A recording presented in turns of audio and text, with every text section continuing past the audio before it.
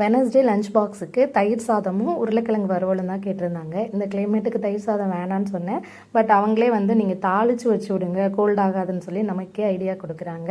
சரின்னு சொல்லிட்டு ஃபஸ்ட்டு சாதம் வேக வச்சு வடிச்சிட்டேன். அதுக்கப்புறமா உருளைக்கிழங்கு தோல் சீவிட்டு இந்த மாதிரி ஸ்லைஸாக கட் பண்ணியாச்சு.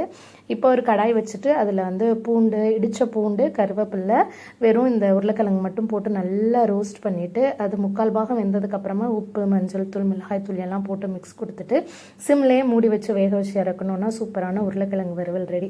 இந்த உருளைக்கிழங்கு வறுவல் வந்து சம்ருத்தோட ஃப்ரெண்ட்ஸ் எல்லாருக்குமே ரொம்ப ஃபேவரேட்டு, ரொம்ப பிடிக்கும் அவங்களுக்கு. யூடியூப்பில் ஆண்டியை போட சொல்லணும்லாம் கேட்டுகிட்டே இருந்தாங்கன்னு சொன்னால் சம்ருத் வந்து. அதுக்கப்புறமா தயிர் சாதத்துக்குமே வந்து நல்லா மிக்ஸ் பண்ணி எடுத்து வச்சாச்சு. இங்கே உருளைக்கிழங்கு வறுவலுமே ரெடி.